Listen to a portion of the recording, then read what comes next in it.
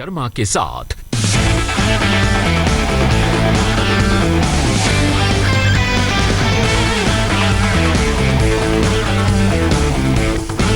नमस्कार, आज की बात में आपका स्वागत है। इस वक्त मुंबई में जो बड़े बड़े रेलवे स्टेशन हैं उन पर बद इंतजामी का आलम है। पिछले 5 घंटे से सीएसटी और कुर्ला स्टेशन की जो तस्वीरें मैंने देखी हैं वो हैरान करने वाली हैं, परेशान करने वाली हैं। हमारे रिपोर्टर्स वहां पर मौजूद हैं, वो रिपोर्ट्स भेज रहे हैं। स्टेशन पर हजारों मजदूर मौजूद हैं। रिपोर्टर्स ने उनसे बात की है, हैरानी होती है। तरह की लापरवाही धारावी में दिन में दिखाई दी, कुर्ला में मैंने देखी, उसने परेशान कर दिया। हमारे रिपोर्टर हर स्पॉट पर मौजूद थे। जब उनकी बात सुनेंगे, मजदूरों की भीड़ की तस्वीरें देखेंगे तो आप चौंक जाएंगे। आपको लगेगा कोरोना वायरस को फैलने से कोई नहीं रोक सकता। पुलिस ने हजारों मजदूरों को घर भेजने के लिए इकट्ठा किया। रेलवे ने सुबह से 145 ट्रेन महाराष्ट्र के अलग अलग स्टेशन पर खड़ी कर दी थी, लेकिन पैसेंजर को स्टेशन तक ले जाने के लिए कोई प्लानिंग नहीं थी। महाराष्ट्र में अलग अलग स्टेशन पर ट्रेन मजदूरों के इंतजार में खड़ी रही। और यह बात हैरान करने वाली है कि मजदूर जाना चाहते हैं, ट्रेन स्टेशन पर इंतजार कर रही है। ये 145 ट्रेन अगर आज चलती तो 2.5 लाख से ज्यादा मजदूरों को उनके घर पहुंचा सकती थी। लेकिन मुंबई में सरकार और पुलिस में, लोकल एडमिनिस्ट्रेशन में टोटल कंफ्यूजन था। शाम को किसी तरह बसें बुलाई गई, लेकिन बसों में जब लोग बैठे न सोशल डिस्टेंसिंग थी, न मास्क थे। जब बसें कम पड़ गई तो टेम्पो लाए गए और लोगों को भर भर कर स्टेशन पहुंचा दिया गया। ये करने में सारा दिन बीत गया। लापरवाही का लेवल क्या है ये आपको बता देता हूं। आज दोपहर 12:30 बजे तक मुंबई से 74 ट्रेन चलनी थी, लेकिन शाम 6 बजे तक की फिगर्स मैंने देखी हैं, सिर्फ 27 ट्रेन चली। अब जो बची हुई ट्रेन है, शाम को उनके लिए पैसेंजर्स पहुंचाए गए, लेकिन रेलवे का पूरा का पूरा शेड्यूल बिगड़ गया। अब ट्रेन कोई खिलौना तो है नहीं कि यहां से उठाकर ले आए, चाबी भरी और चला दिया। ट्रेन चलाने में जरा भी गड़बड़ हो जाए तो एक्सीडेंट हो सकता है। लेकिन ऐसा लगा कि महाराष्ट्र की सरकार की इंटेंशन मजदूरों को भेजने की थी, लेकिन उसके लिए तैयारी की जानी थी वो नहीं हुई। एक एग्जांपल मैं आपको देना चाहता हूं। महाराष्ट्र की सरकार ने पश्चिम बंगाल के लिए 41 ट्रेन मांगी, लेकिन पश्चिम बंगाल की सरकार अभी अपने प्रदेश में प्रवासी मजदूरों को लेकर आने वाली ट्रेन नहीं चाहती। वो तूफान से जूझ रहे हैं। तो ट्रेन खड़ी रहेंगी, पश्चिम बंगाल के लिए चल नहीं पाएंगी, वहां के पैसेंजर इंतजार करते रहेंगे। इस समय क्या हालत है मैं आपको दिखाता हूं ताजा तस्वीरें। मुंबई के स्टेशन पर हजारों की भीड़ इकट्ठा है। ट्रेन है, लेकिन किसी को नहीं मालूम कि किस ट्रेन से जाना है। हालत यह कि प्रशासन को भी नहीं मालूम कि किस बस को किस स्टेशन पर भेजना है। जिसे कुर्ला जाना था वो सीएसटी पहुंच गया, जिसे सीएसटी जाना था वो लोकमान्य तिलक टर्मिनस पहुंच गया, और जिसे लोकमान्य तिलक टर्मिनस जाना था वो सीएसटी पहुंच गया। मतलब पूरा क्योस है, टोटल मिसमैनेजमेंट। सवाल यह कि ट्रेन तो दूसरे राज्यों में भी चली थी। 30 लाख से ज्यादा मजदूर ट्रेनों से अलग अलग जिलों में पहुंच गए हैं, अलग अलग राज्यों में पहुंच गए हैं, लेकिन कहीं इतनी बदहवासी, इतनी बद इंतजामी देखने को नहीं मिली। छोटे मोटे हादसे हुए, छोटे मोटे झगड़े हुए, लेकिन कोई बड़ी बात नहीं थी, उनको मैनेज किया गया।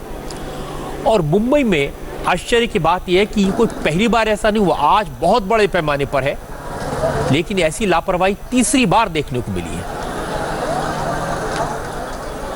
जो ट्रेन यहाँ से सुबह से चलनी थी, जब वो ट्रेन तैयार प्लेटफॉर्म पे खड़ी थी तो पैसेंजर्स यहाँ तक पहुँच नहीं पाए, उनको लाने की व्यवस्था महाराष्ट्र सरकार ने की नहीं।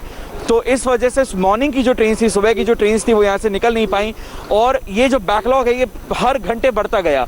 सुबह की ट्रेन दोपहर तक नहीं निकली, दोपहर की ट्रेन शाम तक नहीं निकली, और अब रात होने आई है। आप देख सकते हैं अंधेरा होने को आया है, स्टेशन की लाइट्स चालू कर दी गई हैं, लेकिन फिर भी भीड़ उतनी की उतनी है, इनफैक्ट बढ़ती ही जा रही है।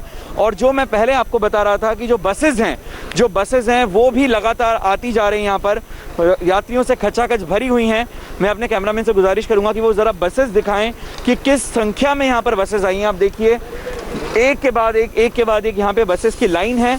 मैं आपको ये भी बताना चाहूँगा कि सरकार की तरफ से यहाँ पर कोई भी व्यवस्था नहीं करी गई है। यहाँ पर पानी की व्यवस्था नहीं है, यहाँ पर कॉमन टॉयलेट्स की व्यवस्था नहीं है, मोबाइल टॉयलेट्स की व्यवस्था नहीं है, क्योंकि जब तक इन मजदूरों की ट्रेन का समय नहीं होगा, इनकी स्क्रीनिंग नहीं होगी, तब तक ये स्टेशन का जो कंपाउंड है, जो कॉम्प्लेक्स है, उसके अंदर नहीं जा पाएंगे जहाँ पे पब्लिक टॉयलेट्स की फैसिलिटी है।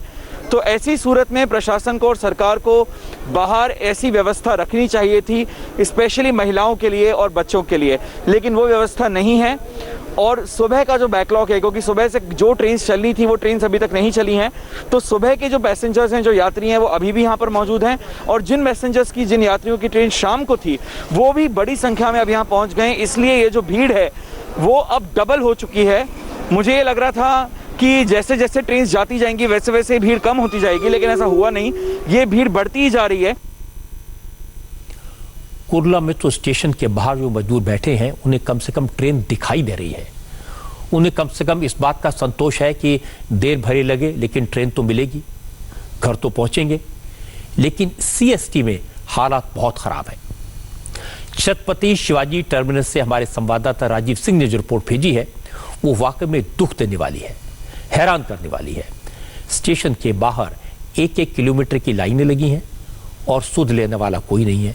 छोटे छोटे बच्चे हैं, सुबह से भूखे प्यासे ट्रेन के इंतजार में माता पिता का हाथ पकड़कर आगे बढ़ रहे हैं। अब रात हो गई है लेकिन नंबर नहीं आया। मुंबई के सीएसटी स्टेशन पर हजारों की संख्या में लोग मौजूद हैं। दरअसल मुंबई के अलग अलग थानों के ज्यूरिडिक्शन से मुंबई पुलिस बसों में और टेम्पो में लोगों को यहां पर लेकर आई है। यहां से उन्हें ट्रेन में बैठाकर उनके मूल गांव रवाना किया जाना है, लेकिन लोग सुबह से इंतज़ार कर रहे हैं। रात हो गई है, बावजूद इसके आप देखिए लोग घंटों से इंतज़ार कर रहे हैं कि कब उनका नंबर आएगा, कब उन्हें ट्रेन में बैठने को मिलेगा और उसके बाद वो अपने गाँव जा सकेंगे। कई ऐसे लोग हैं जो अपने परिवार के साथ में यहाँ पर आए हैं, छोटे छोटे बच्चे हैं लोगों के साथ में, महिलाएं हैं बड़ी संख्या में, अपने सर सामानों के साथ यहाँ पर मौजूद हैं। इतनी लंबी कतार लगी हुई है कि शायद वहाँ तक लोगों की नज़र भी ना पहुँचे। लगभग आधे किलोमीटर से ज़्यादा लंबी कतार लगी हुई है और सड़क के दोनों तरफ इसी तरह की तस्वीर है। हम सड़क के दूसरे तरफ की भी तस्वीर आपको दिखाते हैं। आप देखिए सड़क के दोनों तरफ 4 कतार लगाई गई है और चारों कतार में लोग जो हैं किस तरह से घंटों से खड़े हैं। लोगों से भी बात करेंगे, क्या परेशानी है, कितनी देर से खड़े हैं। आखिर ये बताइए आप कहाँ से आए हैं, मुंबई के किस इलाके से, क्या समस्या है? सर दारूखाना रे रोड से आया हूँ। 1 घंटा हो गया हमको यहाँ आके लाइन आप में। लोगों को शाम को बुलाया गया था, अभी तक नंबर नहीं आया? अभी तक नंबर नहीं आया सर, अभी बस से छोड़ा गया है, अभी हम लोग यहाँ पहुँचे हैं। अभी तक नंबर नहीं आया, घंटों से कतार में खड़े हैं। और आप देखिए कई ऐसे लोग हैं जो यहाँ पर परिवार के साथ में आए हुए हैं। सामने आपको महिलाएं भी दिखाई देंगी, परिवार के साथ जो लोग आए हुए हैं और इस बात का इंतज़ार कर रहे हैं कि कब उनका नंबर आएगा और उन्हें ट्रेन में बैठने को मिलेगा। फिलहाल जिस तरह से ये कतार बढ़ती जा रही है वो प्रशासन के लिए बेहद चिंता का विषय है, क्योंकि ये इस तरह की बद इंतज़ामी की तस्वीर मुंबई के सीएसटी स्टेशन से सामने आई है। वो कमाल की लापरवाही है। सोचिए जीएसटी के बाहर दोनों तरफ मजदूरों की लंबी लाइन है। हमारे संवाददाता राजीव सिंह बता रहे थे कि 20,000 से ज्यादा मजदूर स्टेशन के बाहर जमा हो चुके हैं। 20,000। और राजीव खुद बड़ी मुश्किल से रेलवे स्टेशन के मेन गेट तक पहुंच सके। वहां पर पुलिस मौजूद थी, लेकिन भीड़ इतनी ज्यादा है, कोई किसी की बात नहीं सुन रहा, कोई किसी को कुछ बताने वाला नहीं है। पुलिस वाले डंडे के इशारे से लोगों को बताते हैं किस तरफ जाना है।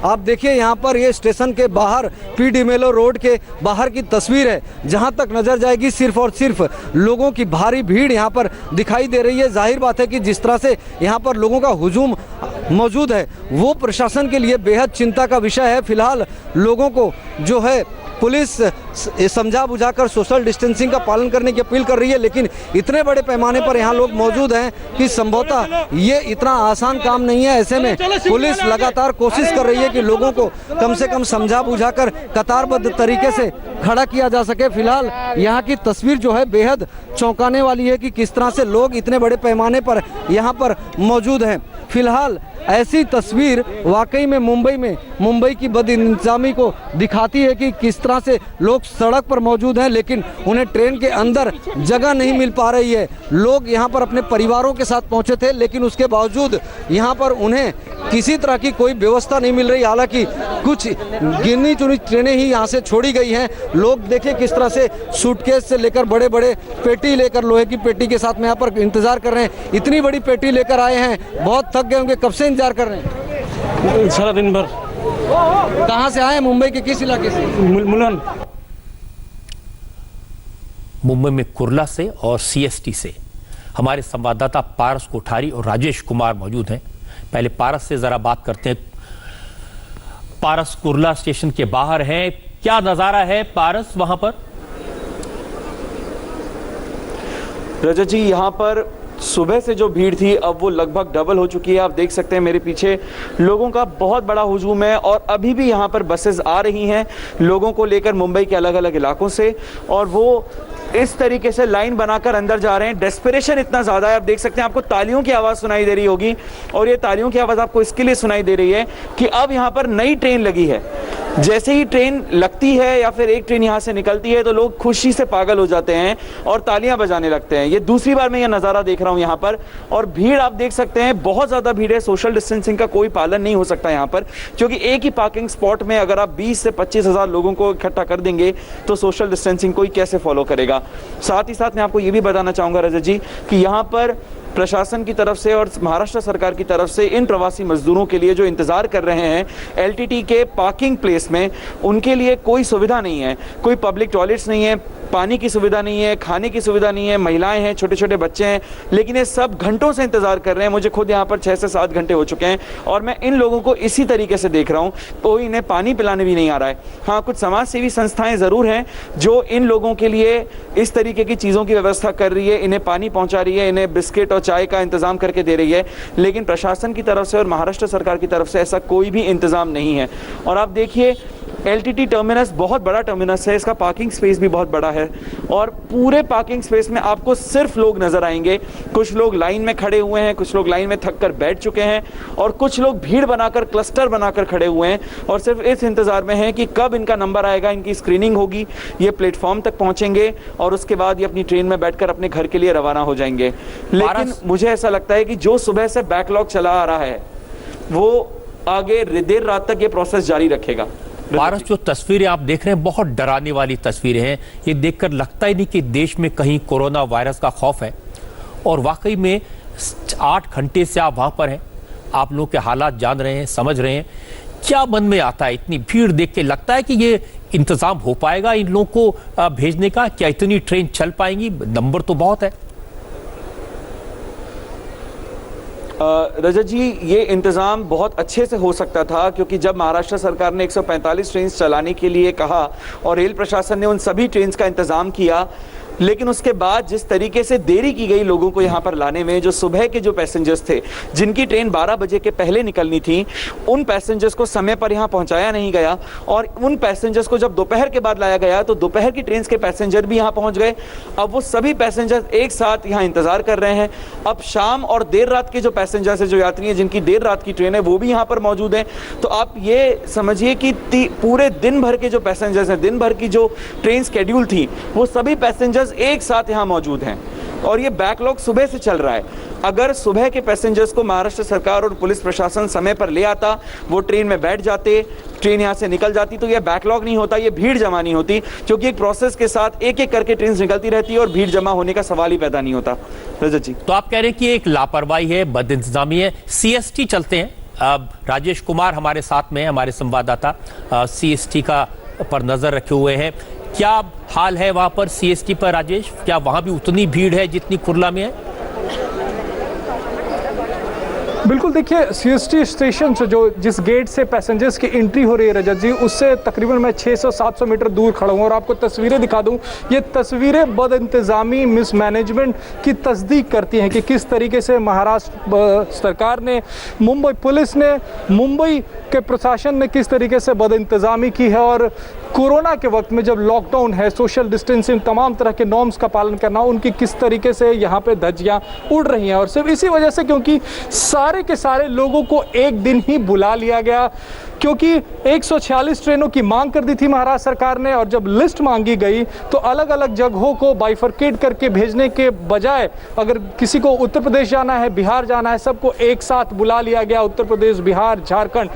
ऐसा लग रहा है कि जिन हाथों ने मुंबई को बनाया है, महाराष्ट्र को बनाया है, उन श्रमिकों से किसी तरीके से महाराष्ट्र सरकार छुटकारा पाना चाहता है। और यही वजह है, और ये तस्वीरें आपको जो हम दिखा रहे हैं वो इस बात की तस्दीक करती है कि क्या हाल है। यहाँ पे लोग यहाँ घंटों से बैठे हैं। पहले पुलिस थाने के बाहर वो 6-6, 7-7 घंटे धूप में खड़े रहे, और उसके बाद अब यहाँ पे उन्हें लाया गया है, यहाँ पे बिठाया गया है। उनका नंबर कब आएगा, उनकी ट्रेन कब खुलेगी, बताने वाला कोई नहीं है। ना रेलवे की तरफ से कोई जानकारी है और ना ही महाराष्ट्र सरकार की तरफ से। यहाँ पर अगर कोई शख्स अगर महाराष्ट्र प्रशासन का प्रतिनिधित्व करता हुआ दिख रहा है तो वो है मुंबई पुलिस। उसके पास ज़्यादा सवालों के जवाब नहीं है, वो सिर्फ यहाँ पे लॉ एंड ऑर्डर मैनेज करता हुआ दिख रहा है। लेकिन इन प्रवासी मजदूरों को जो दिक्कतें हैं, खाने के, पीने की, शौचालय जाने की, उन सवालों का जवाब देने वाला यहाँ पे कोई नहीं है। तो ये तस्वीर है पीडेमेलो रोड की, जो कि छत्रपति शिवाजी स्टेशन से ठीक लगा हुआ है,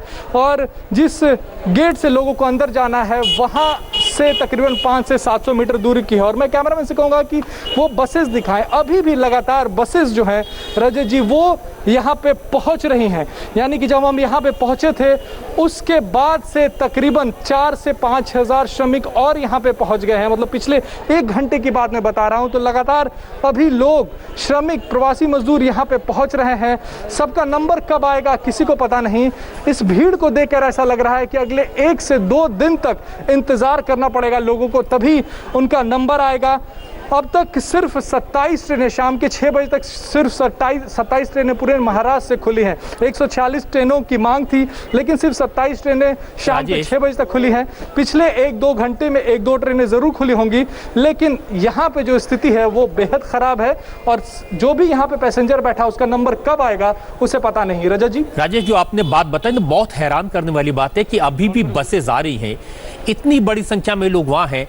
अब जब इतनी बड़ी संख्या में कहीं पर लोग होते हैं तो उनके लिए बहुत सारे इंतजामात की ज़रूरत होती है, पानी की ज़रूरत होती है, खाने की ज़रूरत है। आप कह रहे हैं कि ये लोग कई घंटे पुलिस स्टेशन के बाहर थे, वहाँ से इकट्ठा हुए बसों में अभी तक आ रहे हैं, तो टॉयलेट्स की ज़रूरत होती है। तो कुछ इंतज़ाम किए हैं, कोई प्लानिंग है कहीं पर?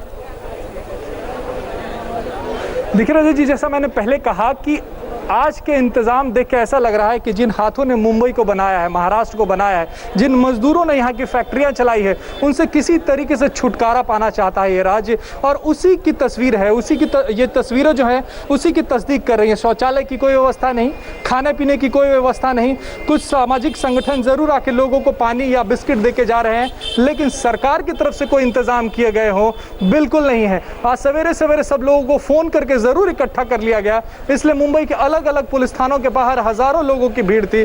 लेकिन जब यहाँ पे लोग पहुंचे हैं पूरे दिन धूप में खड़े रहने के बाद, किसी चीज का कोई इंतजाम नहीं है। बद इंतजामी की इंतहा अगर हम कहें तो ये तस्वीरें बद इंतजामी की इंतहा है। छोटे छोटे बच्चे हैं लोगों के पास, महिलाएं हैं यहाँ पे, और तरह की दिक्कतें हैं, लेकिन उन दिक्कतों के बारे में पूछने वाला भी कोई नहीं है। बहुत छोटे छोटे बच्चे हैं, लोगों के पास बड़ा बड़ा सामान है और ये लोग यहाँ पर खड़े हुए हैं। इसी तरह की तस्वीरें कुर्ला में हमने देखी हैं। और आप दोनों से मैं अलग अलग जानना चाहता हूँ, जैसे कुर्ला में या फिर CST में ये जो बद इंतजामी है, ये जो लापरवाही है, ये जो कम्युनिकेशन गैप है, क्या वजह है इसकी? पारस, आपको क्या लगता है, क्या हुआ, कहाँ गड़बड़ हुई?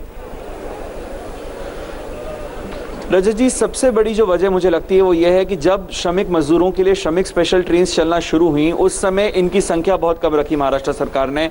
अगर उस संख्या को ग्रेजुअली बढ़ाया जाता तो धीरे धीरे करके सभी मजदूरों को एक व्यवस्थित तरीके से सोशल डिस्टेंसिंग का पालन करते हुए, उनकी सारी सुख सुविधाओं का ध्यान रखते हुए और सुरक्षित तरीके से उन्हें ट्रेन में बिठाया जा सकता था। लेकिन जब ऐसा नहीं हुआ, हर रोज़ अलग अलग इलाकों में मुंबई के भीड़ जुटती रही, लाइन लगती रही और ट्रेन कैंसिल होती रही, क्योंकि वो लिस्ट नहीं दे पाए। कई दिन ऐसा हुआ कि मजदूरों को लाइन में लगाया गया, फोन करके मैसेज करके उनको बुलाया गया और उसके बाद उन्हें वापस घर भेज दिया गया ये कहकर कि ट्रेन कैंसिल हो गई है।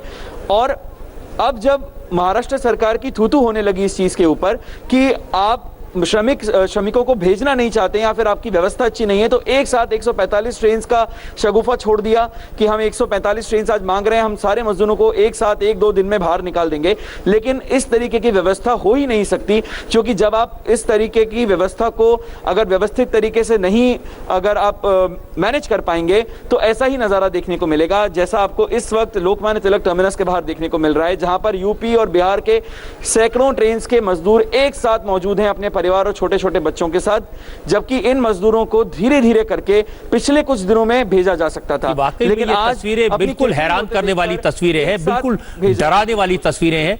अब ऐसे वक्त में जब मुंबई में कोरोना के इतने ज्यादा पेशेंट हैं, वायरस तेजी से फैल रहा है, राजेश आपको क्या लगता है, मुंबई हमारे देश का जिसको फाइनेंशियल कैपिटल कहते हैं, मुंबई में सिस्टम्स हैं, ये बड़ा शहर है, प्रॉस्परस शहर है, सारे इंतजाम सारा कुछ तो है, उसके बाद लोगों को ट्रेन में पहुंचाने तक का इंतजाम न कर पाए, सारा दिन बीत गया।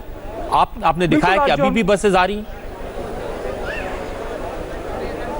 बिल्कुल, आज पूरे दिन हमने देखा रजत जी कि बसेस तक का इंतजाम महाराष्ट्र सरकार नहीं कर पाई, टेम्पो में लोगों को ठूस ठूस कर स्टेशन तक भेजा गया। इसकी शुरुआत हम कह सकते हैं 2-3 दिन पहले जब ट्रेनें कैंसिल होने लगी और रेल मंत्री ने कह दिया कि हमारे पास 500 ट्रेनें तैयार हैं, महाराष्ट्र सरकार लिस्ट दे। उसके बाद महाराष्ट्र सरकार प्रेशर में आ गई, उन्हें लगा कि वो बैकफुट पे जा रहे हैं। यही वजह है कि उन्होंने 146 ट्रेनों की मांग कर दी, लेकिन उनके पास लिस्ट तैयार नहीं थी कि आखिर किस शख्स को कहाँ जाना है। बिहार जाना है तो बिहार में कौन से जिले में जाना है, उत्तर प्रदेश जाना है तो वहां कौन से जिले में जाना है, ये लिस्ट उनके पास तैयार नहीं थी। लेकिन उन्होंने ट्रेनों की मांग कर दी थी, रेलवे ने कहा लिस्ट दीजिए, तो उन्होंने एक तरीके से सबको बुला लिया, बिहार जाने वाले और उत्तर प्रदेश जाने वाले जितने लोगों ने फॉर्म भरा था सबको बुला लिया। और यही वजह है कि भीड़ जो है वो इतनी ज्यादा बढ़ गई और जिसको मैनेज कर पाना मुंबई पुलिस के बूते का नहीं रहा। और आप तस्वीरें जो इस वक्त देख रहे हैं वो उसी बात की तस्दीक कर रही है, उसी बात का सबूत है कि मुंबई पुलिस इस भीड़ को मैनेज नहीं कर पाई।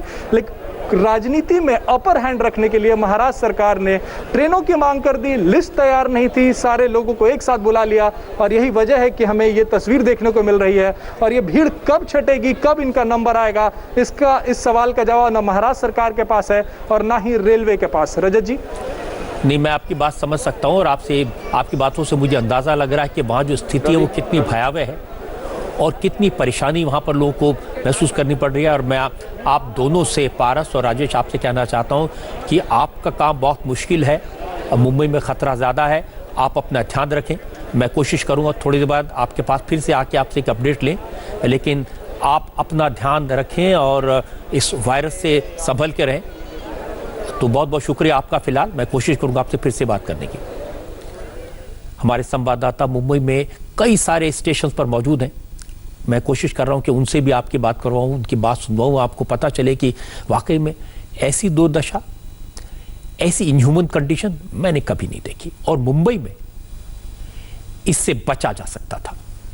बस थोड़ी संवेदनशीलता, थोड़ी तैयारी, थोड़ी प्लानिंग, थोड़े दिमाग की जरूरत थी, गंभीरता की जरूरत थी, जो महाराष्ट्र की सरकार ने, मैं कहूंगा दुर्भाग्य है, ये नहीं दिखाया। अगर रेलवे से ट्रेन मांगने से पहले मजदूरों की लिस्ट बन जाती, ट्रेन के हिसाब से मजदूरों को लाया जाता एक एक करके, तो मजदूरों की यह हालत ना होती। इतनी गर्मी में इतनी दिक्कतों का सामना, उनके पास सामान है, बच्चे हैं, घर जाने की ललक है। उद्धव ठाकरे ने ट्रेनें तो मांग ली, लेकिन ट्रेन में जाने वाले मजदूरों की न तो सूची थी, न डेटा था, न मजदूरों को स्टेशन तक पहुंचाने का इंतजाम किया गया था। इसका नतीजा क्या हुआ ये आपने देखा है। अब सोशल डिस्टेंसिंग का तो कोई मतलब ही नहीं है, 2 गज की दूरी की बात करना ही बेकार है।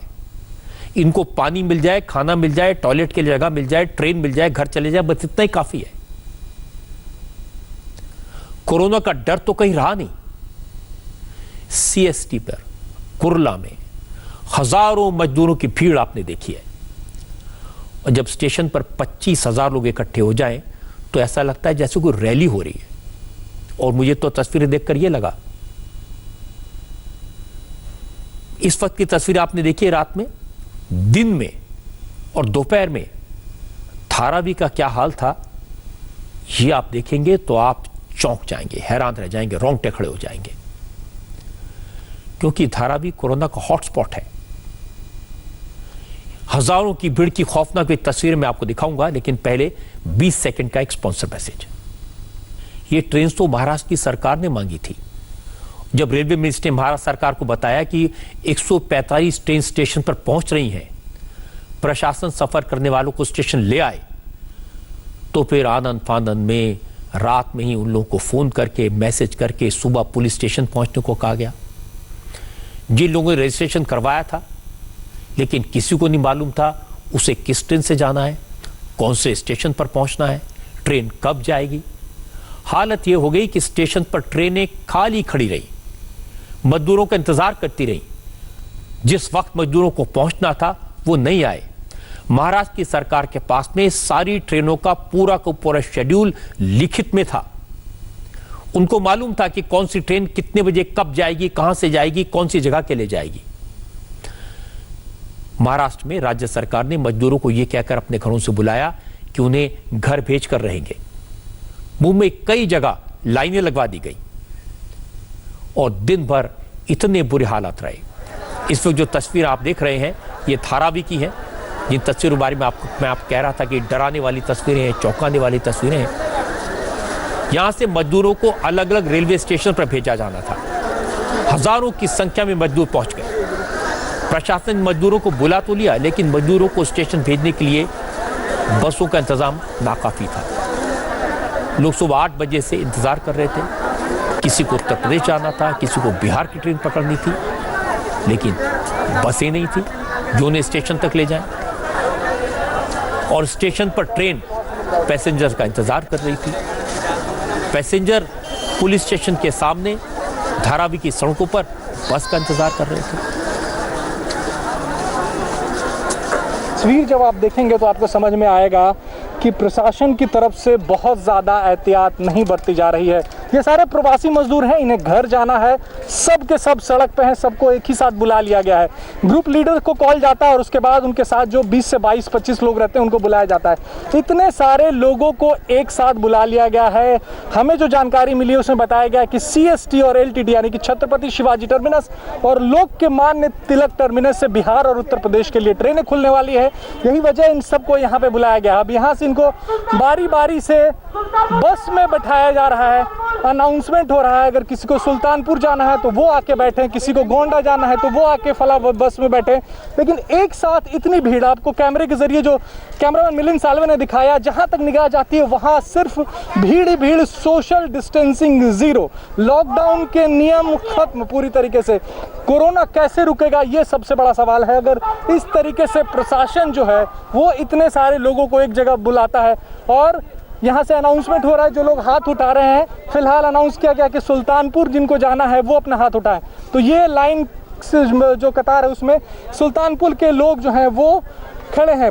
कड़कती धूप है, मई की गर्मी है, उसमें एक साथ इतने लोगों को बुला लिया गया है। ये धारावी का आलम है, सबसे बड़े हॉटस्पॉट का आलम है, जहां 60 मौतें हो चुकी हैं, जहां 1600 के करीब पॉजिटिव मरीज हैं, वहां का ये आलम है। छोटे छोटे बच्चे लेके लोग यहाँ पे पहुंचे हैं और वो अपनी बारी का इंतजार कर रहे हैं। जिस धारावी को हॉटस्पॉट कहा गया, रेड जोन कहा गया, खतरनाक एरिया कहा गया, वायरस का एपिसेंटर कहा गया, वहां पर यह हाल है। और यह हाल भी लोगों ने अपने आप नहीं किया, प्रशासन ने, पुलिस ने उन्हें वहां बुलाया इतनी बड़ी संख्या में। आप हैरान हो जाएंगे ये सोचकर कि रेलवे ने 145 बसें, 145 ट्रेन, माफ कीजिएगा, 145 ट्रेनों का इंतजाम महाराष्ट्र सरकार के कहने पर कर तो दिया। ट्रेनों का शेड्यूल भी भेज दिया, लेकिन सुबह 12 बजे तक एक भी ट्रेन नहीं चली। सारी की सारी ट्रेन खड़ी रही क्योंकि मुसाफिर नहीं पहुंचे। 12 बजे तक 74 ट्रेन चलनी थी, दोपहर 12 बजे तक सिर्फ एक ट्रेन चल सकी। 5 बजे शाम तक सिर्फ 24 ट्रेनों के लिए पैसेंजर पहुंचे, बाकी ट्रेन स्टेशन पर खड़ी हैं। और बड़ी बात है कि महाराष्ट्र सरकार का दावा है कि वो मजदूरों को वापस घर भेजने का पूरा खर्चा दे रही है, लेकिन स्टेशन तक बस भेजने का इंतजाम था तो बस वाले 20-20 रुपए मजदूरों से ले रहे थे। सरकार मजदूरों से स्टेशन पहुंचने का किराया भी ले रही थी 20 रुपए। ये सब 3 साल 4 साल 5 साल के बच्चे होंगे। इतने सवेरे से धूप में खड़े हैं यहाँ पे। सर फोन आया तो क्या करें, हम लोग भागते चले जाए, क्या करें। कि बस में लोगों को लेके जाया जा रहा है किस तरीके से भर के, देखिए किस तरीके से लोगों को भर के बस में ले जाया जा रहा है किसी तरीके से। सर इस तरीके से भर रहे हैं लोगों को बस में, कुछ ज्यादा नहीं लोग हैं बस में। भाई आप लोग एक बस में इतने लोग कैसे चढ़ जा रहे हैं? एक बस में इतने सारे लोग, जी सर, एक बस में इतने सारे लोग कैसे चढ़ जा रहे हैं? बीमारी का खतरा है। चढ़ा रहे तो सर चढ़े, चढ़ाए हैं तो सर चढ़े, अपने मन से नहीं चढ़े हैं ना। अरे सर 10:30 बजे सुबह आया था। बीमारी का डर नहीं है? आप लोग इतने सारे एक जगह नहीं कहाँ ले गए हो?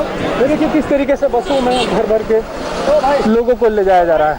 इनसे टिकट के पैसे ले रहे हैं 20 रुपये 20 टिकट, हर आदमी का 20 रुपया। हाँ ठीक है।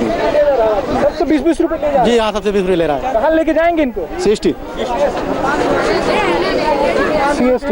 ये पैसे जो हैं वो भी इनसे लिए जा रहे हैं यहाँ पे इस वक्त। जो लोगों को CST जाना है, LTT जाना है, सबको 20-20 रुपए देने पड़ेंगे इनको यहाँ से वहाँ तक जाने के लिए। तो ये बेस्ट के कंडक्टर थे जो बता रहे हैं कि इन्हें बताया गया है कि सबसे 20-20 रुपए लेने हैं। इसके पीछे वजह ये है कि बसें जो हैं उनका इंतज़ाम उस तरीके से नहीं हो पा रहा है, वो संख्या नहीं जुट पा रही जिसमें मजदूरों को यहाँ से लेके तत्काल स्टेशन तक लेके जाया जाए। BST की बसें हैं, ST की बसें हैं, लेकिन उतनी संख्या नहीं है। इंडिया टीवी के रिपोर्टर सिर्फ रिपोर्टिंग नहीं करते, उन लोगों की मदद करने की भी कोशिश करते हैं। और हमारे रिपोर्टर्स इस बात को लेकर बहुत परेशान थे कि बसों में भरकर किस हालात में मजदूरों को पहुंचाया जा रहा है, कैसी तकलीफ झेलकर ये स्टेशन पहुंचे होंगे।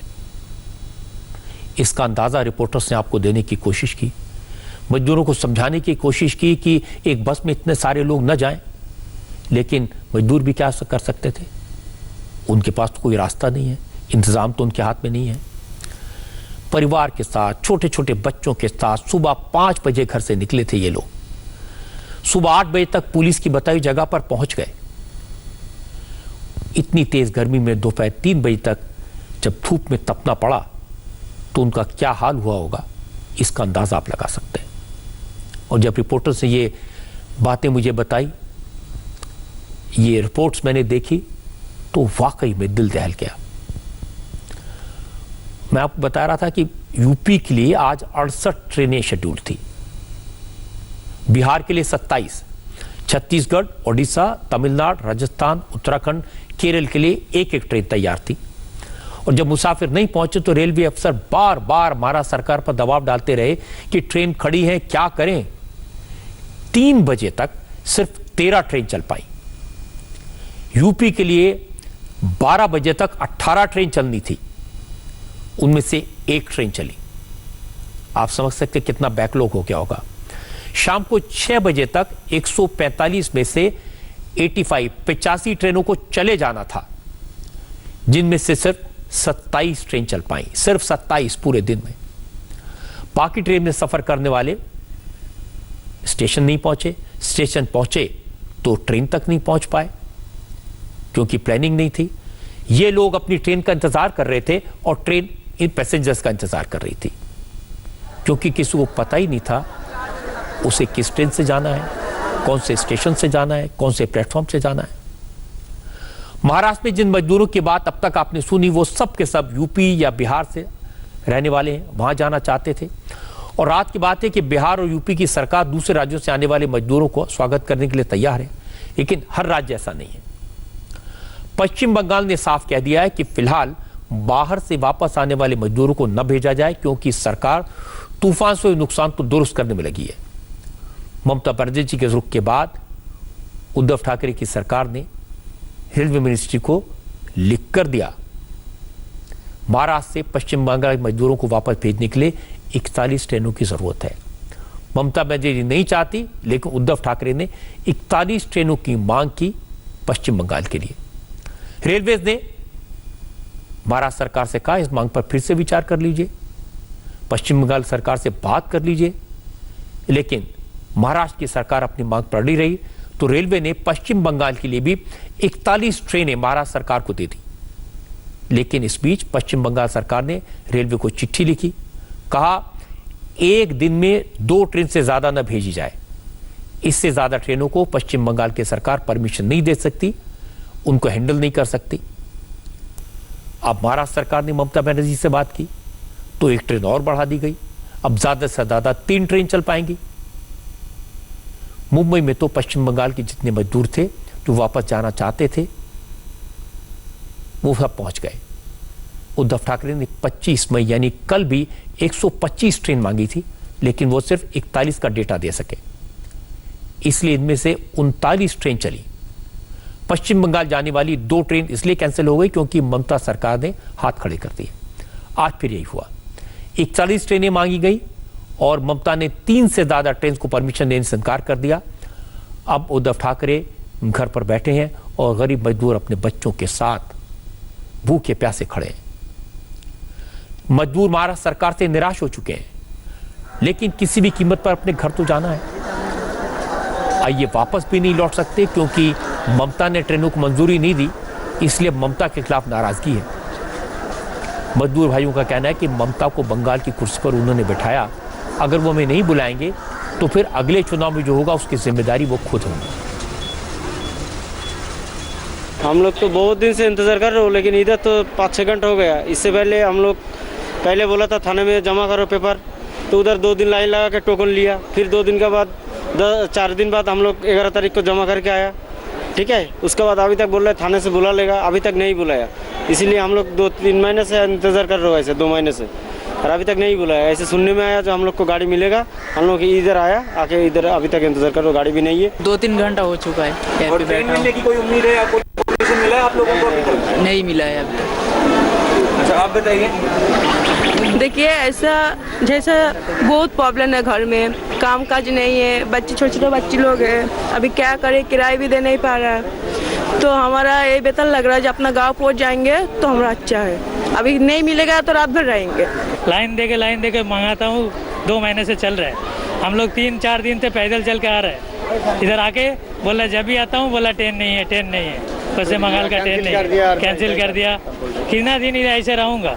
ममता दीदी को बोलना चाहता हूँ कुछ भी कर को हम लोग को बुलाओ उधर, हम लोग को ट्रेन दो, इधर मर जाएंगे हम लोग। तो उन लोग को खड़ा किया, उन लोग को और 21 तक जितना नहीं है क्या, यही बोलना चाहता हूँ। बंगाल सरकार वहाँ पे 2 से 3 ट्रेन ही एक्सेप्ट करने को तैयार है, ये भी एक बहुत बड़ी परेशानी। तो आप ही बताइए हम लोग क्या करेंगे इसमें, इस बात पे हम लोग क्या करेंगे, आप भी बताइए। आप बंगाल सरकार से, ममता सरकार से क्या? मैं ममता सरकार से यही कहना चाहता हूँ, हम लोग पश्चिम बंगाल का नागरिक है, लेकिन वो हम लोग को नहीं बुलाएंगे तो हम लोग क्या करें। इधर महाराष्ट्र सरकार भी हम लोग को साथ नहीं दे रहा है, जितना दे रहा है जिसको मिल रहा है, जिसको नहीं मिल रहा है उसको नहीं मिल रहा है, ठीक है। अगर हम थोड़ा सा भी अच्छा है, कोई दूसरा भी बहुत मजबूरी में है, ठीक है। मैं सभी सरकार से, इंडिया का प्रधानमंत्री से और बंगाल का मुख्यमंत्री से मैं यही कहना चाहता हूँ, जितना जिसका गांव है उसको उधर पहुंचाने का बंदोबस्त कीजिए। ममता बनर्जी अगर बंगाल के मजदूरों को अभी नहीं बुलाना चाहती, उनका फैसला है, उनकी मजबूरी समझी जा सकती है। बंगाल में तूफान से तबाही हुई है। हालांकि ये सही है कि जब तूफान नहीं आया था उस वक्त ममता बनर्जी ने रेलवे से ट्रेन नहीं मांगी थी, लेकिन इस बार ममता ने साफ कर दिया कि वो 2 ट्रेनों से ज़्यादा संभाल नहीं पाएंगी।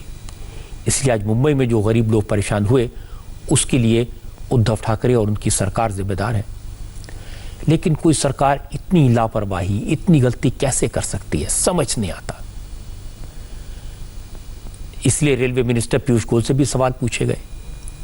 पीयूष गोयल ने क्या कहा ये मैं आपको दिखाऊंगा, लेकिन पहले एक छोटा सा ब्रेक।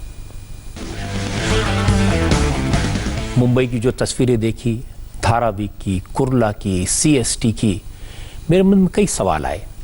और एक बड़ा सवाल ये था कि ऐसा कैसे हो सकता है कि बिना किसी तैयारी के इतनी बड़ी सरकार एक साथ 145 ट्रेनों की मांग कर ले। यकीन नहीं होता कि जाने वाले मजदूर कितने होंगे इसका पता नहीं होगा, मजदूरों की लिस्ट नहीं होगी, उनकी संख्या का अंदाज़ा नहीं होगा और सरकार कहेगी 145 ट्रेन दे दो और ट्रेन आ भी जाएंगी। ये भी लगा कि आखिरकार कोई सरकार अपने राज्य के इन मजदूरों को इतना परेशान कैसे कर सकती है। हो सकता है कभी मिसकम्युनिकेशन हो गया होगा, लेकिन इतना बड़ा मिसकम्युनिकेशन। लगा कि शायद सरकार ने मजदूरों की लिस्ट तैयार कर ली होगी, लेकिन मजदूरों का नंबर बहुत ज्यादा होने के कारण मिसमैनेजमेंट हो गया। लेकिन अगर ऐसा होता तो कम से कम सरकार उतने मुसाफिरों को स्टेशन तक पहुंचाने के लिए बसों का इंतजाम तो करती, जितनी मुसाफिरों के लिए उसने 145 ट्रेनें मांगी थी। लेकिन ऐसा तो कोई इंतजाम था नहीं, दिखाई नहीं दिया। टेम्पो में भर के लोग भेजे जा रहे थे।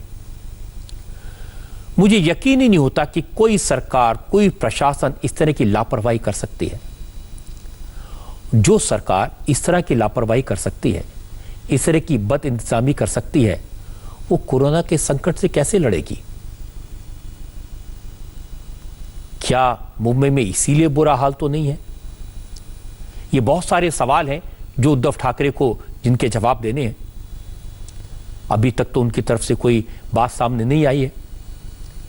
लेकिन रेलवे मिनिस्टर पीयूष गोयल ने हर शंका का समाधान किया।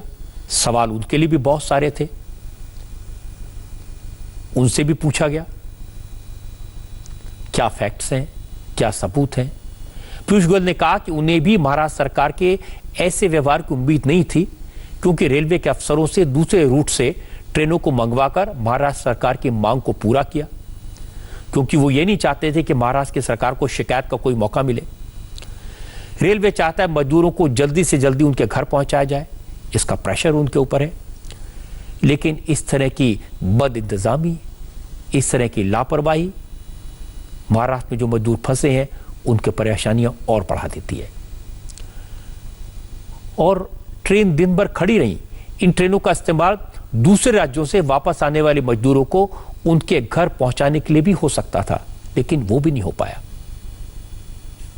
ये बड़ी दुर्भाग्यपूर्ण स्थिति बन गई है महाराष्ट्र में कि उन्होंने राजनीतिकरण करने की कोशिश की हमारे प्रवासी मजदूरों की कठिनाइयों को। कल देर शाम को, रात को करीब 8-9 बजे सडनली आधी अधूरी लिस्टें, कोई पुरानी लिस्टें कभी बनी होंगी, कभी कुछ लिस्ट यूपी भेजी होगी, कभी बंगाल बिहार भेजी होगी 10 दिन 15 दिन पहले, उस पर काटा पीटी करके डेट चेंज करके उन्होंने आज के लिए हमसे 145 ट्रेन, 145 ट्रेन कल शाम को मांगी।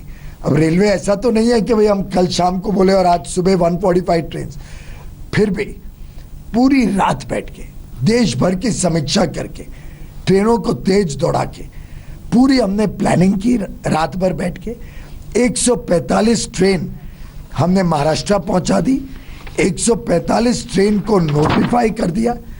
पूरी 145 ट्रेन किस स्थान से शुरू होंगी, कहां पहुंचेंगी, कब जाएंगी, पूरी नोटिफाई कर दिया, समय के साथ, स्थान के साथ, किस जगह पे जाएंगी तो उस जगह के प्रवासी मजदूर आ सकें। उसमें आपको मैं जानकारी दे दूं, ये 145 में उत्तर प्रदेश की 68 ट्रेनें, बिहार की 27, पश्चिम बंगाल की 41, 41, छत्तीसगढ़ की 1, उड़ीसा की 2, तमिलनाडु 2, राजस्थान 1, झारखंड 1, उत्तराखंड 1 और केरल 1।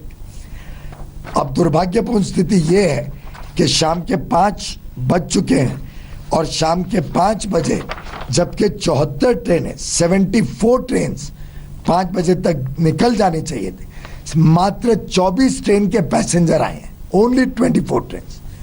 पहली ट्रेन के पैसेंजर तो दोपहर के 12:30 बजे, यानी 12 घंटे दिन के निकल गए, आधा दिन, तब तक एक ट्रेन की बोर्डिंग शुरू नहीं कर पाई थी महाराष्ट्र से। 12:30 बजे पहली ट्रेन की बोर्डिंग शुरू की, 5 बजे तक मात्र 24 ट्रेन निकल पाई हैं। और जिधर से उन्होंने मांगा, सांगली, पनवेल, वीटी, छत्रपति शिवाजी महाराज टर्मिनस, पुणे, सतारा, नागपुर, उर्ली, आप जो स्थान, मिरज, सोलापुर, आप जो स्थान देखें, जो स्टेट गवर्नमेंट ने मांगा हमने वहां से गाड़ी दी। 145 गाड़ियां खड़ी हैं पैसेंजर्स नहीं है। राज्य सरकार पैसेंजर ला नहीं पा रही है और पूरी तरीके से उनकी व्यवस्थाएं चरमरा गई हैं और दुर्भाग्यपूर्ण स्थिति है कि गाड़ियां खाली खड़ी हैं, नहीं तो ये लाखों और लोगों को अपने घर पहुंचा सकते थे। अगर महाराष्ट्र ने एक काम नहीं किया होता कि 145 ट्रेनें मांग ली, लेकिन वास्तव में तो उसकी लिस्टें भी तैयार नहीं थी। पता नहीं कौन सी लिस्टें हमें दी हैं उन्होंने, कहाँ है वो प्रवासी मजदूर, क्यों वो स्टेशनों पे ला नहीं पा रहे हैं, क्या व्यवस्थाएं हैं महाराष्ट्र में, हमें किसी को समझ नहीं आ रही।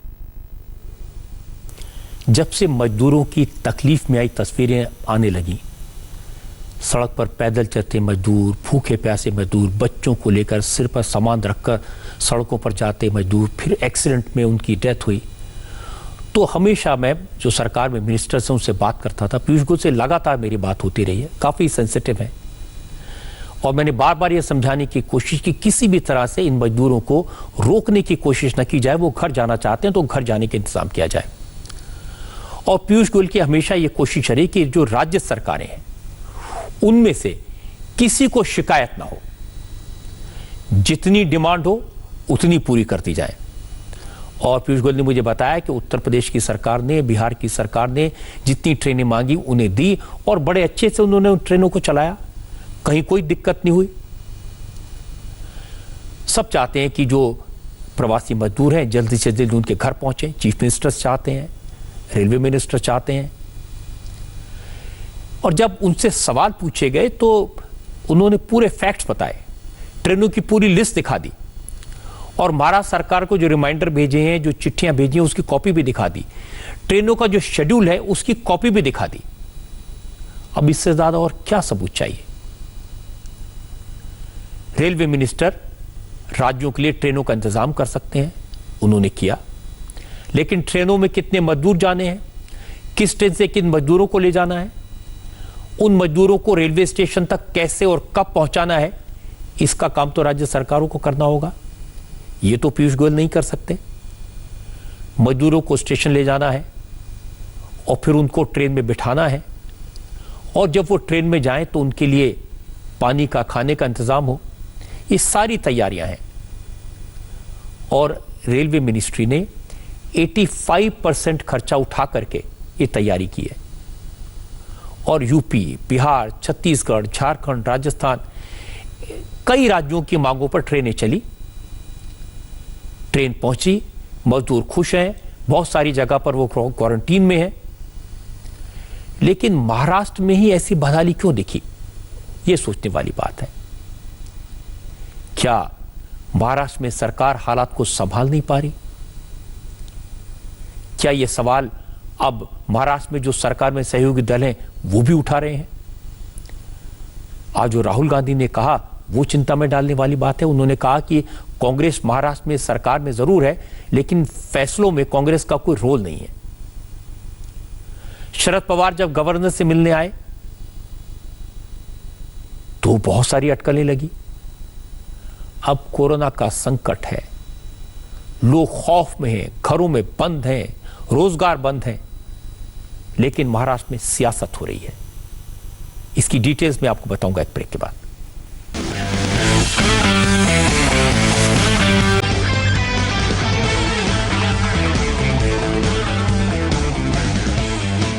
ये तो बताने की जरूरत नहीं कि महाराष्ट्र में कोरोना से कितनी हालत खराब है, मुंबई शहर में कितनी हालत खराब है। महाराष्ट्र में करीब 55,000 केसेस हो गए हैं। अब हो यह रहा है कि जो सरकार चलाने वाले हैं वो अपने ऊपर जिम्मेदारी नहीं लेना चाहते, भागना चाहते हैं। सबसे पहले तो राहुल गांधी ने आज कह दिया कि महाराष्ट्र में हम फैसला करने वालों में नहीं है, तो हमारी जिम्मेदारी नहीं है। We are supporting the government in Maharashtra, but we are not the key decision maker in Maharashtra. We are the key decision maker in Punjab. We are the key decision maker in Chhattisgarh, in Rajasthan, in Pondicherry. So there is a difference between running a government and supporting a government. ये समझना बड़ा मुश्किल है कि राहुल गांधी कैसे अपनी जिम्मेदारी से बच सकते हैं। वो कह रहे हैं कि पूरे देश में लॉकडाउन फेल हो गया, लेकिन पूरे देश में जिस राज्य में 1/3 इन्फेक्टेड लोग हैं वहां कुछ फेल नहीं हुआ। महाराष्ट्र की राजनीति में उद्धव ठाकरे की सरकार को बनाने वाले शरद पवार ने आज जब महाराष्ट्र के गवर्नर से मुलाकात की तो बहुत सारी अटकलें शुरू हुई। पवार ने कहा एक कर्टसी कॉल थी, लेकिन मैं जानता हूं शरद पवार की डिक्शनरी में कर्टसी कॉल का शब्द नहीं है। शरद पवार एक कदम रखने से पहले आगे के 4 कदमों के बारे में सोच लेते हैं, इसलिए वो जो करेंगे वो शायद किसी को अंदाजा भी नहीं होगा। बीजेपी भी एक्टिव हुई है, उद्धव ठाकरे पर हमला शुरू किया है। आज former chief minister Devendra Fadnavis ने डिटेल में बताया कि केंद्र सरकार ने महाराष्ट्र सरकार की क्या क्या मदद की, क्योंकि ये सवाल उठ रहे थे यूटी की सरकार की तरफ से कि केंद्र सरकार मदद नहीं कर रही है। फडणवीस ने बताया कि अब चूंकि हालत खराब हो गए हैं, मुंबई में लाशों के ढेर लग रहे हैं, तो सरकार का साथ देने वाले सहयोगी दल एक दूसरे पर जिम्मेदारी डाल रहे हैं। महाराष्ट्र में कोविड की परिस्थिति बहुत गंभीर है। देश के सबसे ज्यादा केसेस 50,000 से भी ज्यादा केसेस महाराष्ट्र में है। देश की 40% से ज्यादा मौतें ये महाराष्ट्र में हुई है। मुंबई की परिस्थिति और भी खराब है। इन सारी परिस्थितियों पर सरकार कंट्रोल नहीं कर पा रही। लोगों को इलाज नहीं मिलता, अस्पताल के बेड नहीं मिलते, क्वारंटीन की ठीक व्यवस्था नहीं मिलती, लोगों को एम्बुलेंस नहीं मिलती, रास्तों पर लोग मर रहे हैं। ऐसी परिस्थिति है, लाशें रखने को कई अस्पतालों में जगह नहीं। ऐसे वीडियोस बाहर आ रहे हैं। क्रीमेशन ग्राउंड्स या बरियल ग्राउंड्स की भी कमी हो रही है। महाराष्ट्र वाकई में बेहाल है। मुंबई में हालात वाकई में बेकाबू में है। ऐसे में ज्यादा गंभीरता की जरूरत है, बेटर प्लानिंग की जरूरत है। लेकिन हमने देख लिया कि कितनी गंभीरता है, कितनी प्लानिंग है। मजदूरों को स्टेशन तक पहुंचाने के लिए तो बसों का इंतजाम नहीं है। मजदूर सोशल डिस्टेंसिंग रखे, इसका इंतजाम भी सरकार ने नहीं किया। पुलिस वाले बड़ी संख्या में संक्रमित हुए हैं, उनके लिए भी इंतजाम नहीं किया। 2000 पुलिस वाले कोरोना से इन्फेक्टेड हैं महाराष्ट्र में। डॉक्टर के पास में किट्स की कमी है, मरीजों के लिए बेड्स की कमी है, वार्ड में रखी लाशों के वीडियोस सर्कुलेट हो रहे हैं। अब ऐसे हालत में अगर कोरोना का वायरस महाराष्ट्र में, मुंबई में फैलता है तो आप किसको दोष देंगे? अभी भी वक्त है संभलने का। ये वो वायरस है जिसने पूरी दुनिया को परेशान किया है, जो वायरस है जिसने भारत को परेशान किया है। लेकिन ये वायरस आया कहां से? बार बार इसकी चर्चा होती है। सब कहते हैं ये वायरस चीन से आया। उस चीन के बारे में एक बड़ी खबर है। वायरस से अलग हटकर एलएसी पर चीन की एक्टिविटीज बढ़ गई हैं। आज हमारे यहां प्राइम मिनिस्टर ने एक हाई लेवल मीटिंग की। इस मीटिंग में चर्चा हुई क्या रणनीति होगी चीन से निपटने की, क्योंकि चीन से पूरी दुनिया नाराज है, चीन बौखलाया हुआ है। हमारी तैयारी क्या है, इस पर एक स्पेशल रिपोर्ट आपको दिखाते हैं सौरभ शर्मा के साथ।